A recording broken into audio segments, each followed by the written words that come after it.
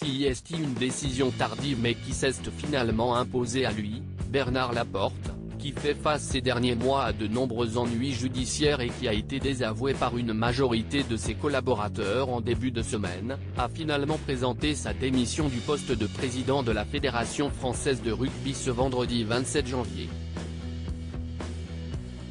Une décision qui intervient après que Patrick Buisson, le candidat présenté par Bernard Laporte pour lui succéder, a été rejeté à la majorité par l'ensemble des dirigeants de la fédération, 51% des voix, et qui a finalement été prise ce jeudi soir, lors d'un rassemblement du bureau fédéral qui s'est largement éternisé.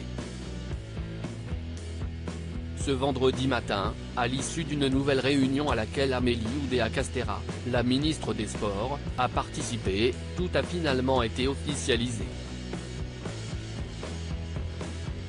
Celle-ci a notamment confirmé la démission de Bernard Laporte et renouvelé sa confiance dans les différents membres de la fédération, qui vont devoir relever de lourds défis ces prochains mois. J'ai confiance dans le fait que ces échanges permettront de trouver un chemin pour stabiliser rapidement une gouvernance claire et légitime, tout en continuant à préparer efficacement et sereinement, tant sur le plan sportif qu'organisationnel, la Coupe du Monde 2023 que notre pays a l'honneur d'accueillir, a-t-elle notamment déclaré. Les ennuis ne sont pas finis, une Coupe du Monde de plus en plus proche, 8 septembre, 28 octobre prochain, qui oblige en effet la fédération à retrouver rapidement un nouveau président.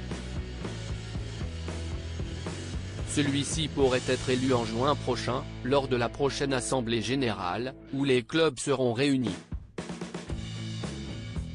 Pour le moment, en tout cas, si est un président intérimaire qui va être rapidement choisi et assurera toutes les fonctions de ce poste capital. Bernard Laporte quant à lui devrait retrouver le calme de sa famille, père de jumeaux issus d'une première union, il est désormais marié avec Manon, une avocate et femme politique.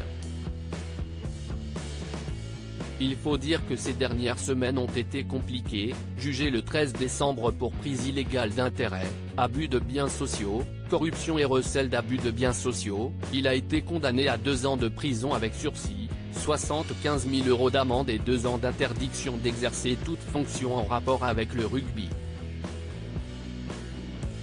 S'il a fait appel de cette décision, et attend donc un nouveau procès, il a une nouvelle fois été placé en garde à vue ces derniers jours dans une affaire de fraude fiscale aggravée pour laquelle il n'a pas été mis en examen pour le moment. Bernard Laporte reste présumé innocent des faits qui lui sont reprochés jusqu'au jugement définitif de ces affaires.